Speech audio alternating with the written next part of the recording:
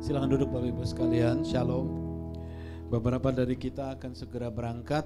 Felix akan berangkat ke UCC, dia mesti khotbah saudara. Lalu kemudian Olive atau nama populernya Neng Epi saudara, dia juga harus berjalan.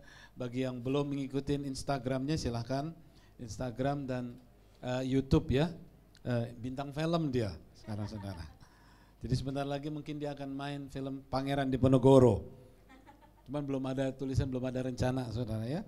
Oke, Bapak Ibu sekalian, beberapa hal yang terjadi dalam minggu ini, saya bersyukur untuk kasih dan kemurahan Tuhan. Yusak sudah bersama-sama dengan kita di sini saudara.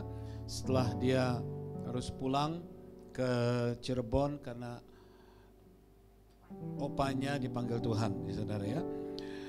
Lalu kemarin kami ada peresmian daripada Coki dan Caca punya School of Public Speaking saudara. Lalu kami mendoakan dan puji Tuhan saudara biar sekolah itu diberkati karena memang dia adalah seorang presenter, sehingga dia ingin agar ilmunya itu bisa tertransfer dan dia juga bisa menjadi berkat. Visinya dia adalah sampai NKRI seluruh Indonesia saudara. Puji Tuhan. Lalu kemarin juga ada barbecue day dengan UCC, anak-anak muda kita saudara, dari sore sampai malam. Dan saya ingin memberitahukan mengenai Kids Church atau sekolah minggu. Sekarang tadi ada rapat saudara untuk membahas kurikulum baru. Kami mendapatkan satu set kurikulum yang baru yang bagus sekali, karena kurikulum ini dipakai oleh gereja-gereja yang bertumbuh dan berkembang, sehingga juga tadi ada guru-guru sekolah minggu yang sudah dirapatkan dan diberitahukan, sehingga saudara-saudara kalau ada nanti anak-anak saudara silahkan masuk, mungkin mulai minggu depan akan sudah mulai berjalan kurikulum tersebut. Jangan lupa saudara untuk ajak anak-anak untuk bisa masuk kelasnya masing-masing, karena di sebelah kantor saudara itu ruangan juga kita akan pakai, karena sebelah kantor itu untuk sekolah minggu, dan di samping ruangan yang biasa di tempat ini ya dari sekalian, dan juga di kantor, di office juga bisa kalau diperlukan. Saya dan istri saya dan anak saya akan berangkat pada tanggal 18 saudara ke Amerika, ke Los Angeles dan Seattle untuk pelayanan 2 hari minggu. Yang pertama adalah tanggal 22 Oktober, dukung kami doa. Kami diundang untuk nyanyi sama-sama Don Moen saudara. Jadi di salah satu tempat yang cukup besar, saya juga belum pernah ke sana. Jadi kami akan berangkat tanggal 18 karena tanggal 19 sudah latihan dan tanggal 22 konsernya saudara ya. Bagi saudara ingin mengikuti atau kemudian ada teman mungkin di Los Angeles dan sekitarnya untuk kontak, silakan kontak saudara. Ada judulnya adalah Forever Give Thanks ya. Atau ikuti Instagram saya Robert Lea Sutanto, itu ada Instagram, nanti di situ ada tentang Don Moen konsernya. Nah, minggu lalu saya berbicara mengenai apa yang harus dilakukan waktu menantikan penggenapan purpose, rencana Tuhan atau janji Tuhan di dalam hidup setiap daripada kita ya. Kita membaca dalam kitab Kejadian pasal 27 dan 28 dan sebagainya, 27, 28, 29 saudara ya. Ada promise, ada janji, lalu kemudian ada hadirat, the presence of God, waktu Yakub tidur di Luz, yang kemudian kota Luz diubah menjadi Bethel saudara. Ada the presence of God, waktu dia bangun dia berkata, oh surely this is the house of God. Ini adalah rumah Tuhan di mana Tuhan hadir ya, karena melihat malaikat-malaikat Tuhan naik dan turun ya. Dalam bahasa Inggris turun dan naik, bahasa Indonesia naik dan turun. Nah, untuk menantikan ini ada promise, ada presence, ada patience saudara. Jadi ada kesabaran kita menantikan karena waktu ya yang kita tidak pernah tahu ya. Yang harus kita lakukan selama kita menantikan adalah kita menjadi sabar ya. Sabar bukan sesuatu yang inaktif, tetapi sabar adalah mempersiapkan terus hidup kita ya.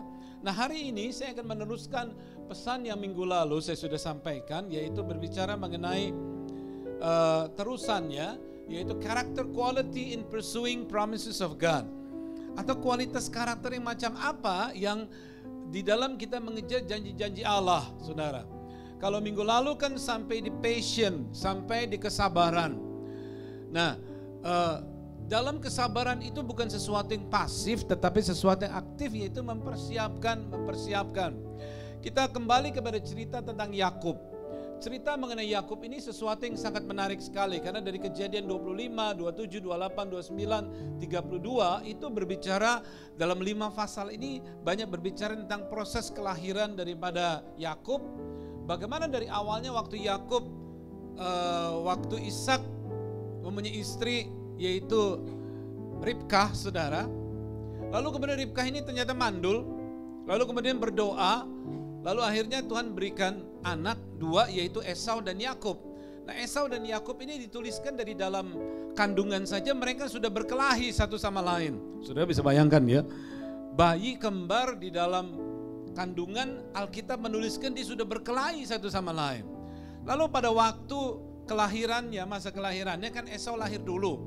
Nah, begitu narik Esau keluar, tiba-tiba ada Yakub yang pegangin kakinya Esau. Saudara bisa bayangkan. Dari bayi saja sudah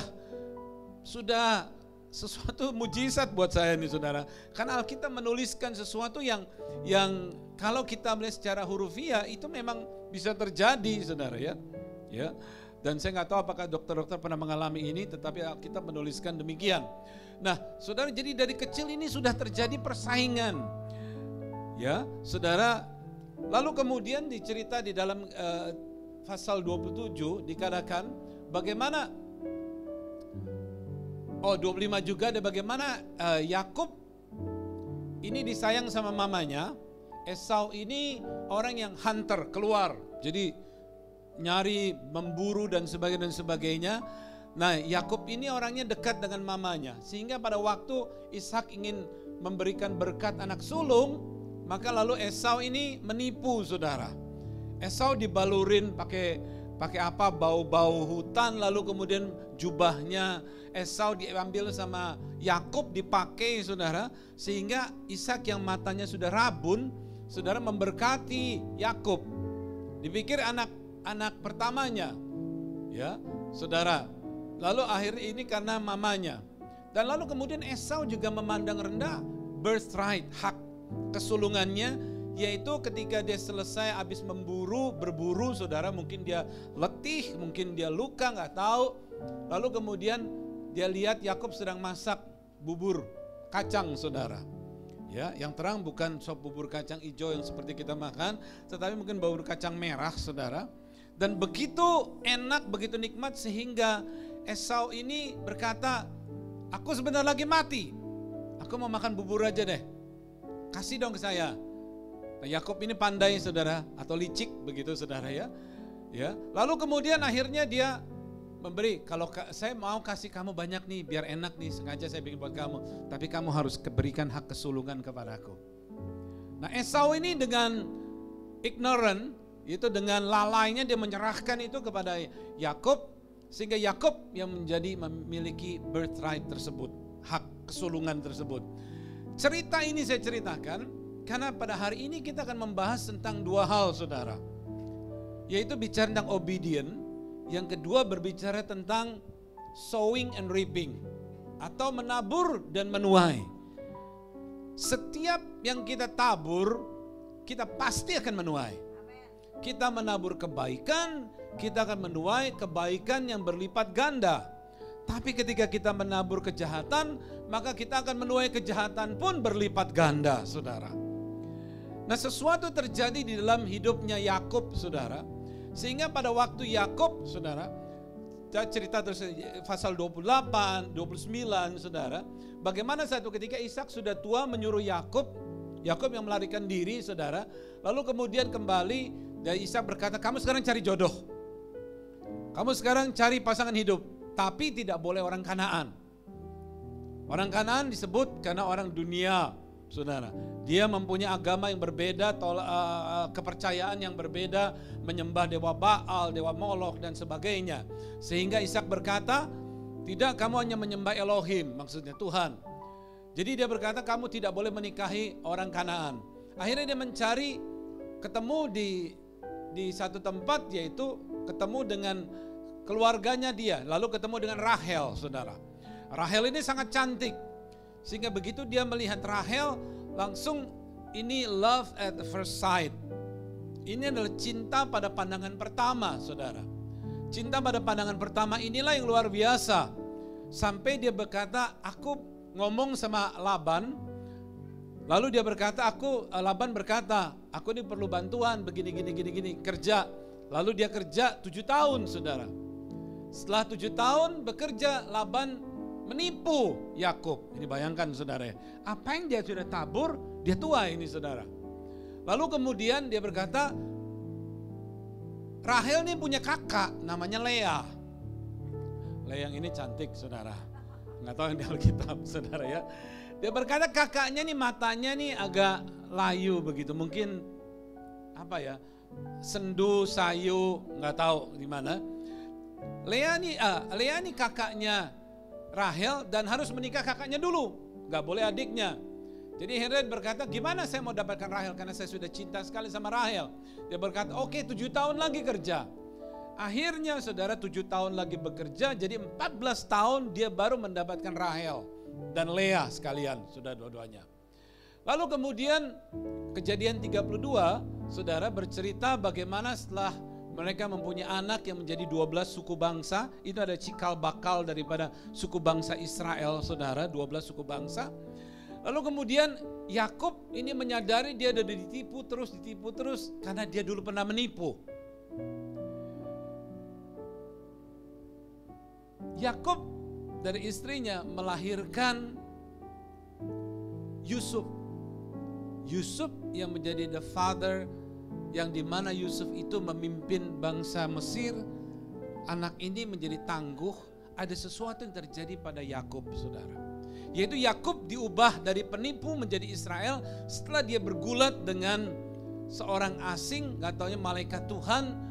Dan kalau sudah baca kejadian pasal 32 ini, bagaimana akhirnya Yusuf menjadi timpang, saudara. Ya, saudara ya. Nah, tetapi di situ terjadi pertobatan dan perubahan yang merubah destiny daripada kehidupan daripada Yakub selanjutnya. Saya percaya pertobatan yang sungguh-sungguh akan merubah cara kita berpikir, cara kita hidup, dan the blessing of the Lord itu akan turun kembali kepada apa yang sudah direncanakan Tuhan dalam hidup Yakub. Yakub ini sangat menarik sekali ceritanya. Nah, hari ini kita akan membahas mengenai bagaimana tentang dua hal ini. Bagaimana Yakub ini, saudara, setelah dia ditipu dan sebagainya, apa yang terjadi? Sesuai dengan judul khotbahnya adalah character quality in pursuing promises of God. Bagaimana kualitas karakter dalam mengejar janji-janji Allah ini, saudara? Ya, Tuhan sangat memperhatikan tentang karakter. Terus ya, next. Our character is defined by what we do when we think that no one is looking. Karakter kita, saudara-saudara dan saya, ini ditentukan atau didefinisikan atau terlihat melalui apa yang kita lakukan ketika kita berpikir bahwa tidak ada seorang yang melihat kita, memperhatikan kita. Karakter itu dibuktikan pada waktu kita sedang sendiri. Karakter itu dibuktikan pada waktu kita pikir tidak ada yang melihat.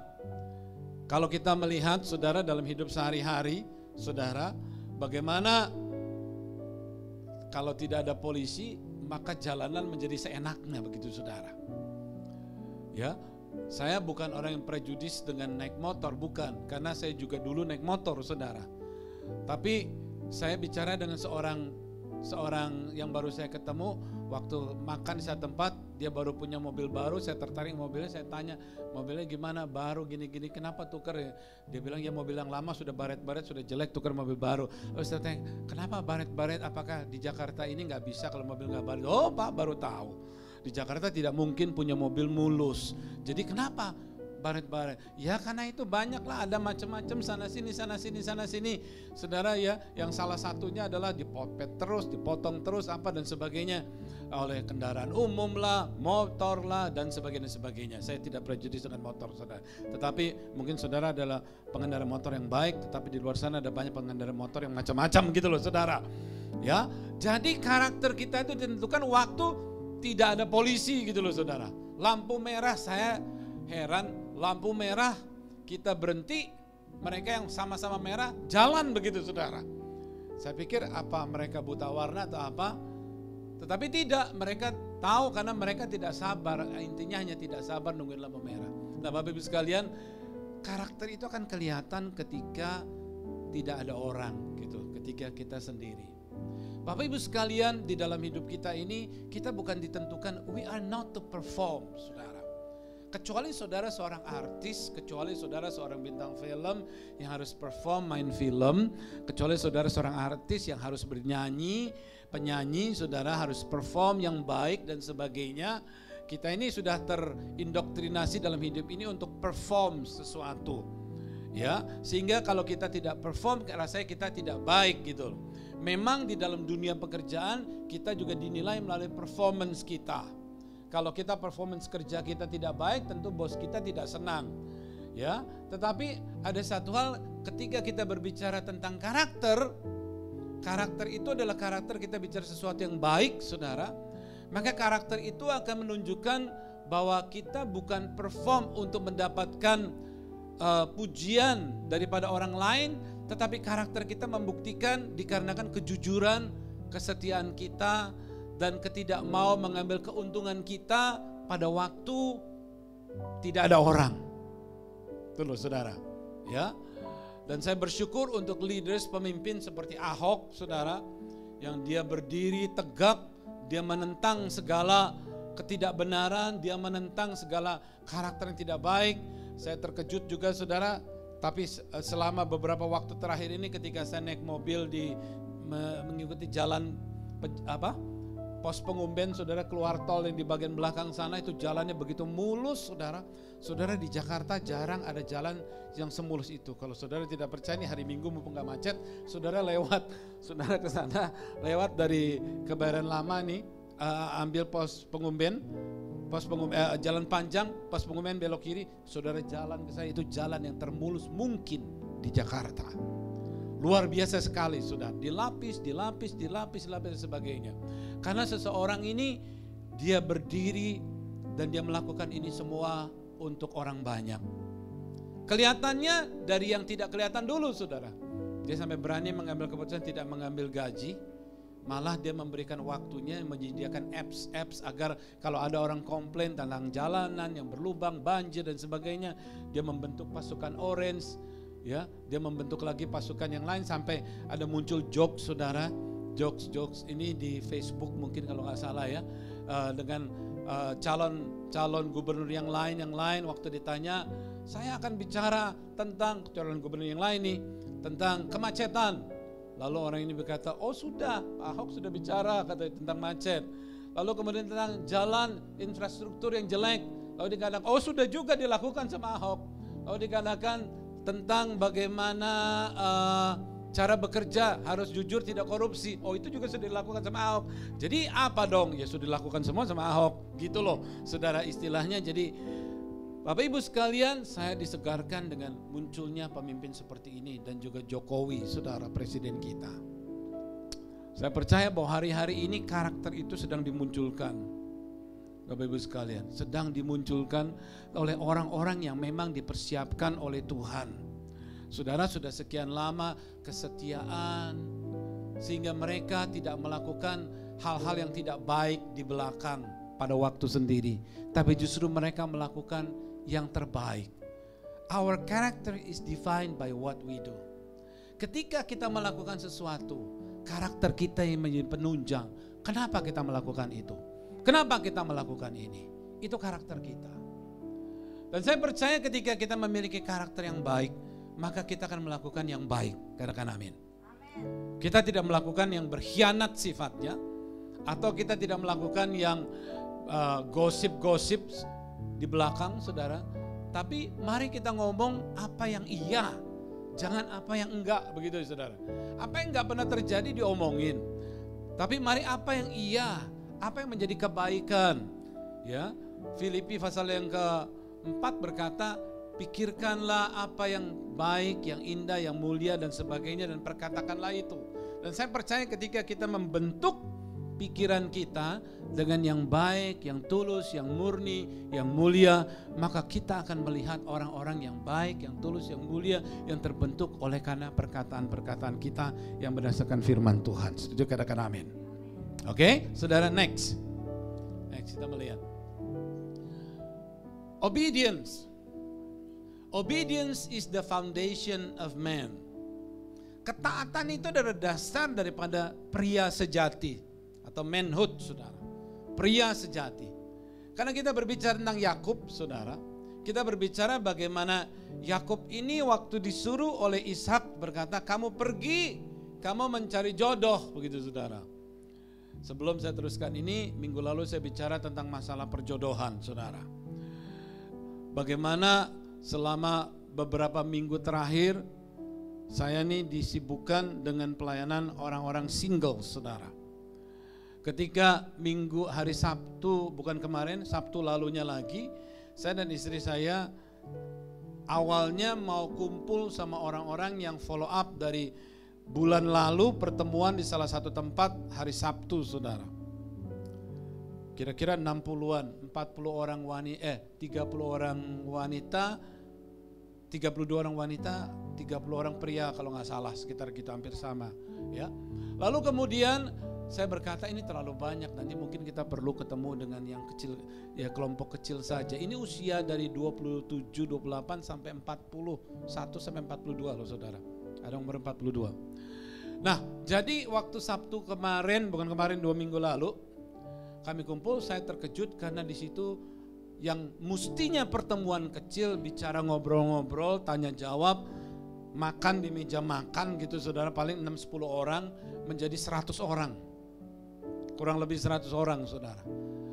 Ya, dan luar biasanya sekitar 60-an wanita, 60-an ya, 40-an kurang lebih pria begitu saudara. Dan yang luar biasanya lagi saya menemukan bagaimana mereka menanyakan secara terbuka. Biasanya para singles itu malu saudara. Mereka malu, masa udah usia sekian belum punya jodoh, belum dapat jodoh dan sebagainya. Tapi mereka tidak malu saudara, karena terbukti dari setelah kami sharing kira-kira 10-15 menit, lalu mulai muncul tanya jawab, dan tanya jawabnya sungguh-sungguh membuat saya berpikir saudara, bahwa ternyata masalah singles ini di kota Jakarta atau di kota-kota besar ini luar biasa sekali. Dan mereka ini adalah orang-orang pendidikan, mereka bukan orang-orang yang low level education, bukan. Mereka ini adalah secara pekerjaan, keuangan mereka sini sudah stabil, middle up saudara. Mereka punya perusahaan, mereka kerja di perusahaan dengan posisi yang bagus, ya posisi tinggi dan sebagainya. Pokoknya buat mereka salary mereka gede lah, hidup mereka lebih dari cukup. Tapi when it comes to relationship, payah sekali saudara. Relationship buat mereka adalah seperti sama klien begitu saudara. Karena mereka terbiasa dengan hubungan dengan klien, hubungan begini. Jadi mereka berpikir bahwa relationship itu seperti hubungan dia sama klien, saling menguntungkan gitu loh. Bukan saling menguntungkan saya, karena klien kan beli produk saya atau hubungan dan sebagainya. Sehingga masing-masing mempunyai ego yang cukup kuat saudara. Yang boleh dikatakan sangat kuat begitu. Mereka mau misalnya cowok yang 42 tahun kepengen pacarnya umur 25 tahun. Berondong begitu dapat cewek yang muda begitu. Lalu yang perempuan sudah umur 34 tahun saudara. Mereka ini menyadari bahwa golden age-nya ini sudah turun begitu saudara. Udah on the top. Ya. Jadi mulai menurun, jadi mereka bagaimana nih Om? Mereka kasih pertanyaan-pertanyaan seperti begini dikatakan. Om, saya punya teman kenalan sama saya, ngobrol saya pikir dia naksir. Saya kenalin kepada 2 orang teman saya cewek. Ternyata yang pria ini mencoba 1, 2, 3, yang mana yang paling tertarik sama dia. Saya jadi yang membuka peluang kepada 2 orang teman saya, 2 orang teman saya menjadi pesaing saya begitu. Lalu saya harus bagaimana? Ini bicara di depan, question and answer di depan 100-an orang loh saudara. Lalu saya harus bagaimana? Saya harus apa bahasanya mereka?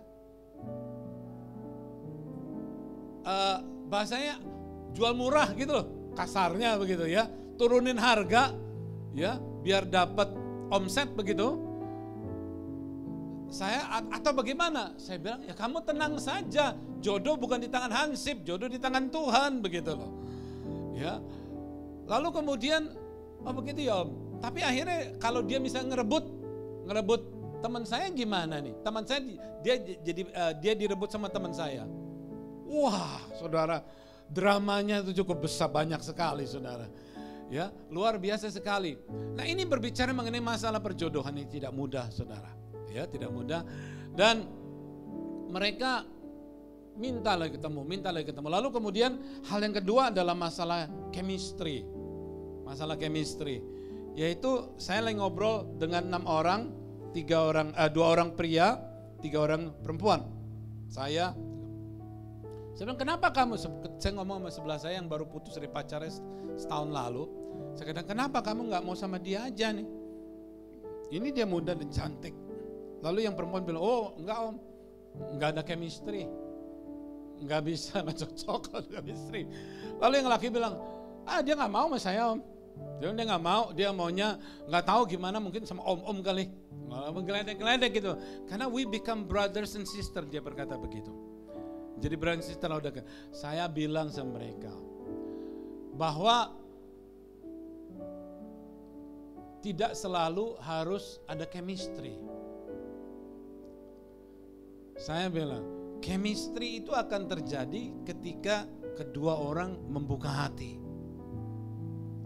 Ya bang ya, saudara. Kenapa ada orang yang ngejar-ngejar perempuan atau ngejar-ngejar pasangannya? Contoh misalnya saudara yang sudah menikah gitu ya, saudara mungkin punya pengalaman.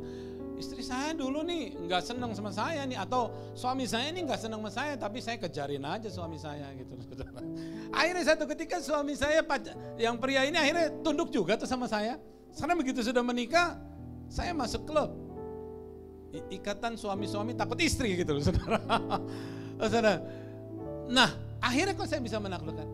Saya cuma muncul banyak understanding, saudara, insight bahwa tidak semua orang ketika menikah chemistry-nya itu sama. Bisa ngobrol. Nanti kalau udah bosen kelihatan kesalahannya terus kan bosen, saudara. Chemistry itu bisa dibangun ketika relationship mulai terbuka. Ya, saya cerita rame lah di situ loh, cerita ngobrol-ngobrol rame. Saudara, karena kita kembali lagi karena masalah Yakub mesti ketemu. Akhirnya dia ketemu Rahel, love at the first sight, cinta pada pandangan pertama. Next time mungkin saya akan bicara tentang cinta pada pandangan pertama, saudara. Ya, bagaimana seringkali ada orang yang jatuh cinta pada pandangan pertama, tapi ada juga orang yang biasa-biasa saja. Tapi begitu semakin mengenal semakin tertarik, begitu saudara. Begitu mengenal semakin tertarik. Jadi saudara, kita tidak bisa berkata cinta itu harus datang pada pandangan pertama. Tidak harus. Kadang-kadang dijodohkan sama orang tua pun juga bisa, saudara. Tidak semua dijodohkan itu baik, tetapi kita tidak menutup semua kemungkinan ketika kita bertemu. Tapi yang terang ketika bertemu di gereja lebih baik daripada bertemu di disco gitu loh, saudara. Kecuali begitu habis ketemu di disco dua-duanya bertobat, hidup lamanya berubah, begitu saudara. Ya, nah saudara, saya berbicara tentang obedience. This is the quality yang sangat penting sekali, ketaatan. Saudara, kalau kita kembali kepada firman Tuhan, melihat bagaimana ketika Yakub disuruh sama ayahnya Ishak berkata kepada Yakub, Yakub kamu pergi ke satu daerah, ke tempat lain, kamu cari pasangan hidup kamu cari tulang rusuk kamu. Di sana ada saudara kamu cari jangan yang di luar daripada keluarga, tapi yang jadi sama dalam keluarga gitu. Nah, waktu Yakub menerima pesan itu, saudara, dia tidak mempertanyakan kepada ayahnya, Pak ini gak mungkin punya nih Pak, masa saya disuruh cari jodoh, masa saya curi ini, sedangkan papa dulu dicariin jodohnya. Kalau saudara lihat Ishak dulu dicariin loh saudara jodohnya, dia diam aja menantikan, dia dicariin. Ayat-ayat itu yang dijadikan salah satu contoh dari salah satu gerakan dating revelation dulu, saudara. Nunggu aja, nanti Tuhan akan reveal kemana-mana. Nah itu Ishak seperti demikian. Tetapi Yakub tidak, disuruh pergi, suruh nyari, suruh keluar. Syaratnya jangan orang Kanaan. Itu saja. Yakub ini langsung mentaati, dia berkata, dia taat. Ternyata ketaatan ini is the foundation of man. Orang-orang mempunyai pengertian, artinya kalau ketaatan itu nggak perlu ngerti, nggak perlu apa, yang penting taat. Ternyata saya menemukan di dalam bahasa Ibrani tidak seperti itu, saudara. Karena ini banyak orang taat dimanfaatkan oleh orang lain begitu, saudara. Kata ketaatan di dalam bahasa Ibrani, saudara, kelihatan, kasih lihat. Next. Kata ketaatan di dalam bahasa Ibrani itu syama. 4 arti kata obedience, syama. Yang pertama adalah to hear, mendengar dengan baik. Ketika orang tuanya berkata, dengar, cari jodoh, ini begini, dia dengar dengan baik. Yang kedua artinya to understand, mengerti. Apa yang disampaikan itu dia mengerti. Yang ketiga dia menyetujui, ada kata menyetujui dengan apa yang disampaikan. Yang keempat yaitu to yield. Nah ini kata to yield ini menarik, saudara. Karena ketika kita berbicara tentang mengendarai mobil, saudara, ya saya nggak perhatiin kalau di Jakarta, tetapi kalau di luar negeri itu kalau ketika ada pertigaan selalu ada tanda segitiga, lalu tulisan yield atau mengalah begitu, saudara.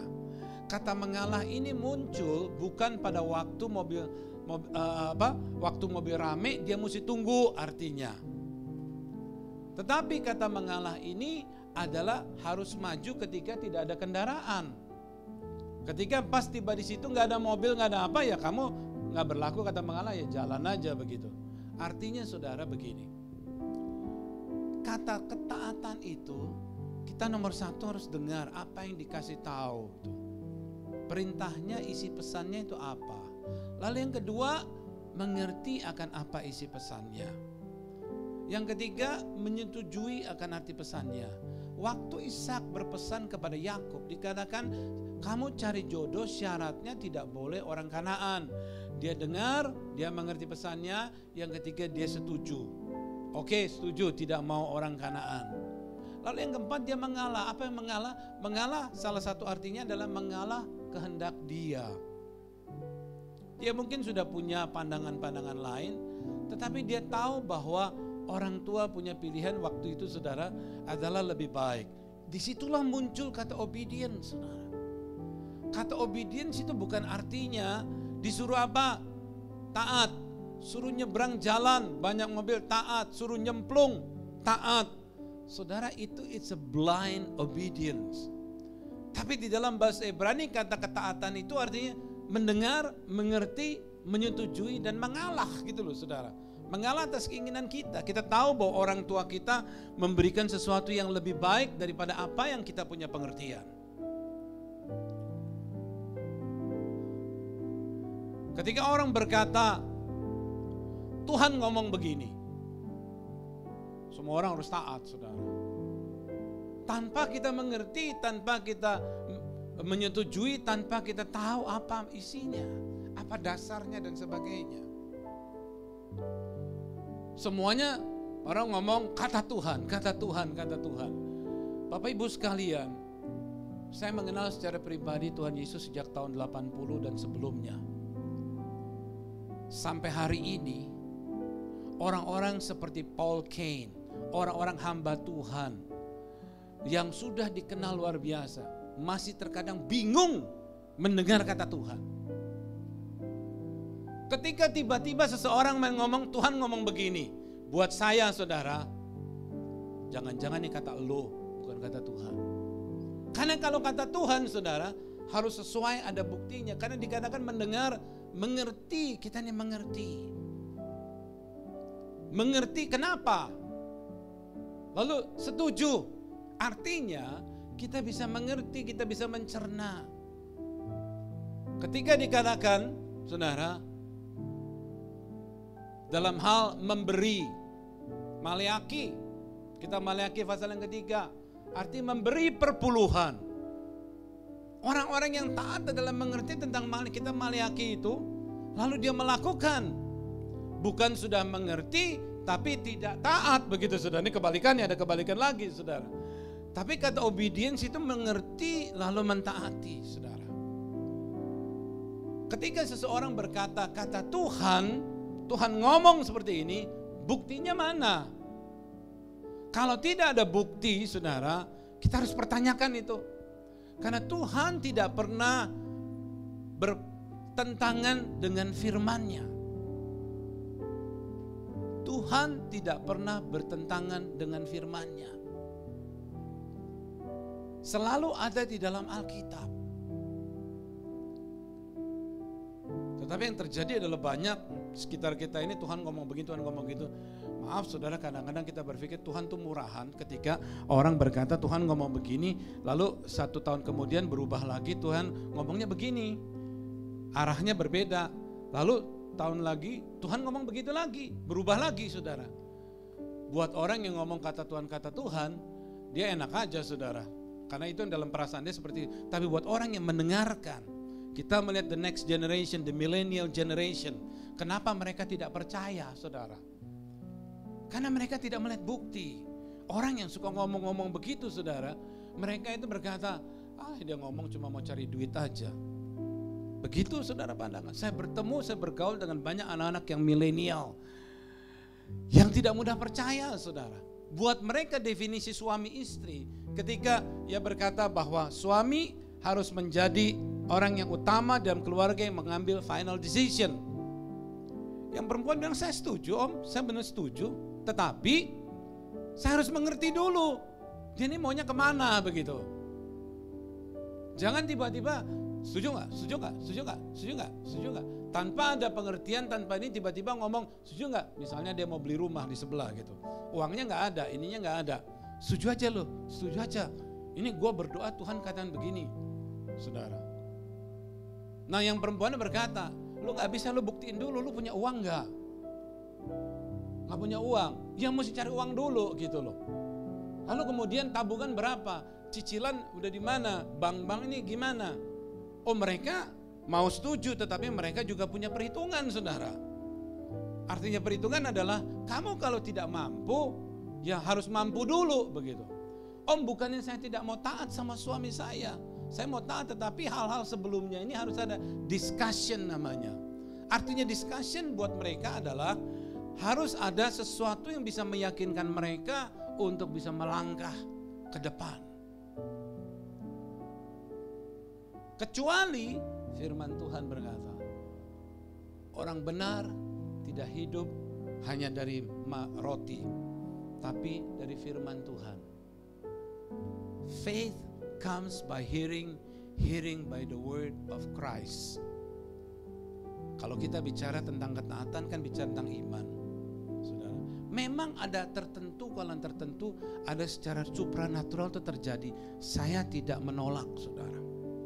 Ada hal-hal yang supranatural melebihi beyond our understanding, melebihi keyakinan dan kepercayaan kita, itu pasti bisa terjadi, saudara. Tetapi kita tidak yang cuma berapa persen, sekian persen itu, lalu kemudian itu jadi milik saya, itu saya tuh, milik saya tuh, itu saya tuh, itu saya tuh. Saya bisa bersaksi kepada kita sekalian, pertemuan saya dan istri saya itu supranatural, saudara. Tetapi kan saya tidak bisa katakan semua orang harus mempunyai pertemuan suami istri perkenalannya secara begitu. Gak bisa saudara. Karena nomor satu imannya berbeda, cara-caranya juga Tuhan berbeda. Amin saudara. Saya percaya kita harus mengerti kata obey ini. Bukan artinya kita taat buta, taat mati. Kayak jebur jurang. Percaya gak kamu? Percaya gak? Percaya gak? Percaya gak? Coba pegang ular, pasti gak digigit. Pasti gak digigit. Berapa banyak saudara orang digituin megang ular akhirnya dipagut mati saudara. Kalau sudah begitu kenapa? Oh dia kurang imannya. Enak aja loh. Gak bisa seperti demikian ya. Jadi kita harus mengerti, karena itu kita harus bertumbuh nih saudara. Understanding kita nih.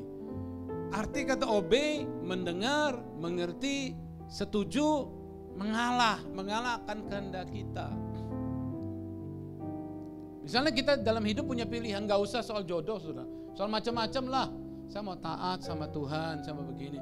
Oke, semua orang baik, saudara. Saya kalau punya anak, saya taat sama Tuhan, ya baik, saudara. Tapi mereka harus mendengar dulu mau apa. Kedua, dia mengerti dulu nih mau ngapain. Ketiga, ini menyetujui, setuju enggak. Keempatnya mengalah. Waktu saya ngomong sama anak saya, saudara Raguel Lewi, untuk mulai UCC dengan teman-temannya, dengan Felix dan kawan-kawan, saudara, kita ngobrol dulu banyak gitu loh. Saya tidak memaksakan kepada mereka, mereka mau enggak. Mereka datang dulu kepada kami, mereka rasanya kepingin membuka satu komunitas anak-anak muda gini-gini dan sebagainya. Mereka datang, lalu saya tanya balik sama mereka, kamu berani enggak ini bukan cuma 1 bulan 2 bulan? Bisa enggak? Seterusnya nih gimana, ini gimana. Lalu saya kembalikan lagi sama mereka. Lalu mereka balik lagi kepada saya. Lalu saya kembalikan lagi sama mereka. Sampai mereka betul-betul mengerti dan setuju. Dan kemudian mereka tahu bahwa itu yang terbaik. Dan ternyata sampai hari ini mereka berjalan cukup baik dalam pembinaannya. Saudara, anak-anak muda ini begitu bersemangat, saudara, dan bahkan mereka mendoakan tempat di mana mereka diberikan tempat untuk kebaktian, saudara, dan itu berdampak kepada perusahaan. Doa-doa mereka itu berdampak kepada perusahaan itu, dan perusahaan itu sampai kemarin saya bicara dengan satu orang yang bekerja di perusahaan itu berkata bahwa ini heran perusahaan ini, kok ini bisa berkembang. Mereka merasakan pertolongan Tuhan itu begitu luar biasa. Mereka mengalami ada terobosan-terobosan terjadi di dalam bisnis mereka, perusahaan itu, saudara. Nah, yang satu orang ini berkata kepada saya, dia katakan, saya yakin Om, ini karena ada gereja di situ yang mendoakan setiap minggu. Ini luar biasa. Ketaatan itu, saudara, dia mendengar, mengerti, setuju, dan mereka mengalah akan keinginan diri sendiri, sehingga mereka itu mendapatkan yang terbaik. Boleh katakan yang terbaik? Yang terbaik. Oke, next, saudara. Ya, next. Itu bicara soal ketaatan. Dalam hidup ini, dalam berbagai macam aspek dalam hidup ini, saudara, kita harus mengerti dan kita harus bertumbuh dalam understanding kita ini. Saudara, yang kedua berbicara tentang sowing and reaping, saudara. Sowing and reaping.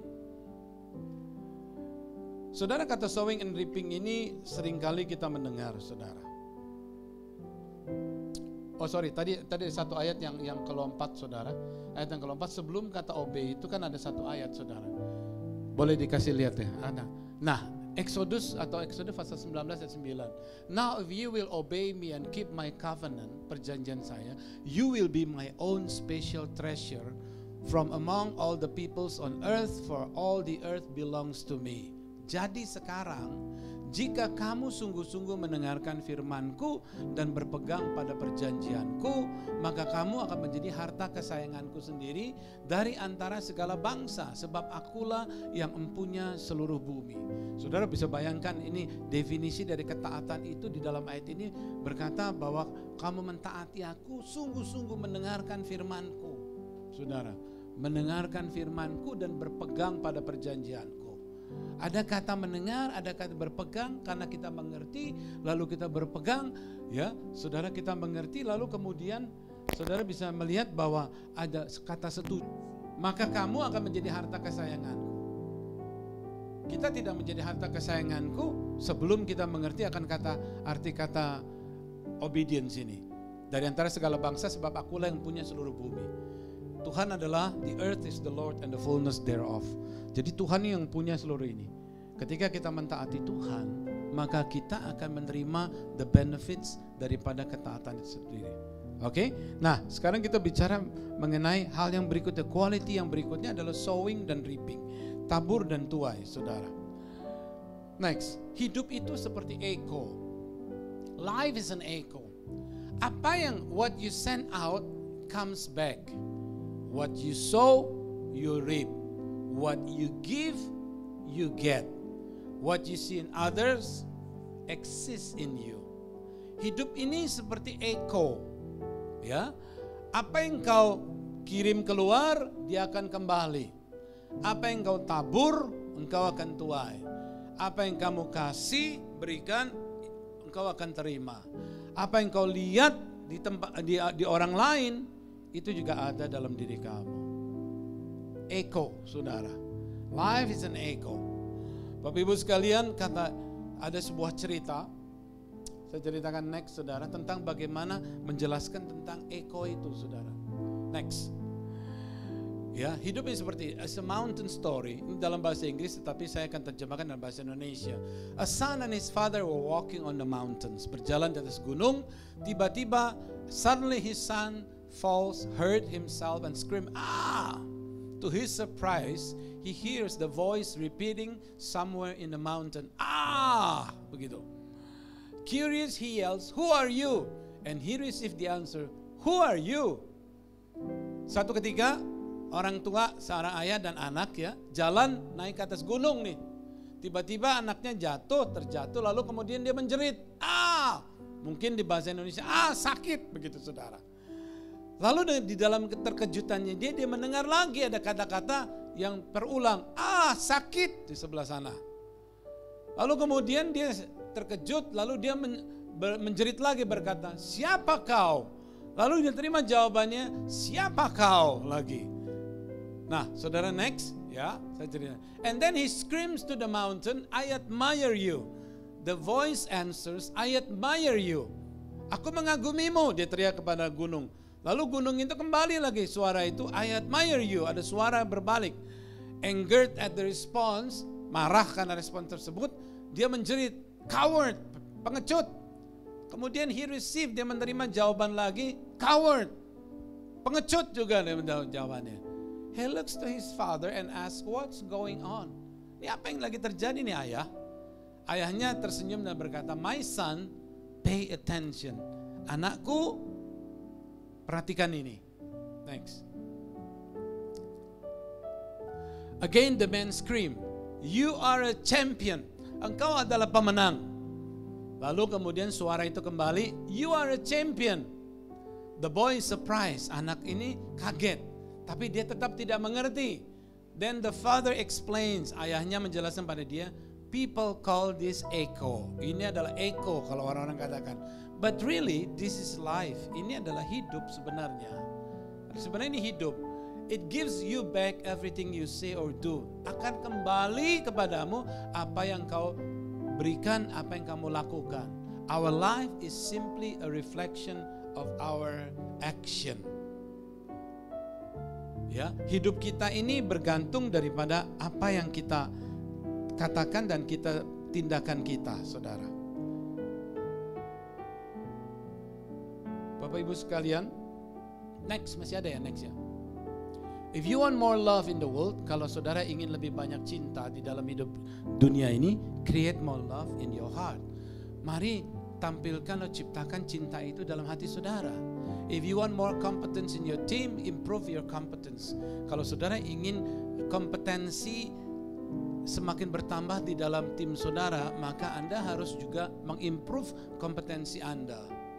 Relationship ini applies to everything in all aspect of life. Ini applies to everything in all aspect of life. Ini terjadi dalam hidup kita. Life will give you back everything you have given to it. Hidup itu akan mengembalikan apa yang engkau tanam, taburkan. Bapak Ibu sekalian, saya akan singkatkan untuk menyelesaikan ini, saudara.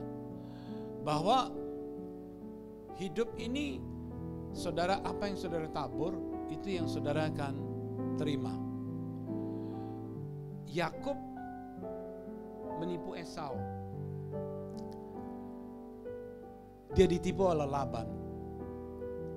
Tetapi ada sesuatu yang terjadi, yaitu ketika dia bertemu dengan seseorang di pasal 32 itu, saudara, dia bergulat dengan orang itu, ternyata malaikat. Di situ terjadi pertobatan. Akhirnya namanya berubah, ada sesuatu yang berubah. Yaitu engkau dulu supplanter atau penipu. Now you are Prince Israel. Ada perubahan terjadi. Saya percaya, saudara, sowing and reaping. Ketika kalau kita menabur sesuatu yang buruk, kalau sesuatu yang baik, saya kira nggak ada masalah, saudara. Kita semua suka memperhatikan orang-orang yang membutuhkan, orang susah, orang kecil dan sebagainya. Kita menolong, memberikan pekerjaan macam-macam dan sebagainya, macam-macam. Lalu kita menerima kebaikan lagi. Itu tentu itu adalah hukum yang baik yang kita sudah mengerti semua. Tetapi apa yang terjadi ketika seseorang mempunyai latar belakang dulu suka menipu, suka bohong dan sebagainya. Bagaimana untuk menyetop agar di masa ke depan saya tidak dibohongin, saya tidak ditipu, saya tidak dijahatin orang. Yang terjadi adalah Yakub bertobat. Setelah dia bertobat, lalu kemudian Yusuf lahir. Yusuf itu lahir. Saudara tahu, kita tahu semua cerita dan kitab Kejadian. Bagaimana Yusuf begitu lahir menjadi anak yang paling kesayangan daripada ayahnya Yakub. Kenapa? Karena dalam hatinya tuh ada pertobatan, saudara. Ada perubahan dari orang yang licik menjadi orang yang jujur. Dari orang yang jahat menjadi orang yang baik. Saudara, ada perubahan, ada pertobatan. Sehingga waktu Yusuf itu walaupun disayang, saudara, waktu hidupnya dia kurang beruntung karena diiriin oleh kakak-kakaknya sampai dia dijebloskan ke sumur, dijual sama orang Midian, lalu kemudian dibeli sama keluarga Potifar, lalu kemudian dia bekerja di rumah sana sebagai budak, lalu kemudian dia mengalami pencobaan, mengalami begitu banyak penganiayaan, tapi saudara, penganiayaan itu membuat dia tangguh. Banyak orang Kristen tidak tangguh, saudara. Banyak orang Kristen yang mudah nyerah. Kita harus bisa tangguh seperti Yusuf, saudara. Bagaimana orang tuanya menyadari kesalahan dia.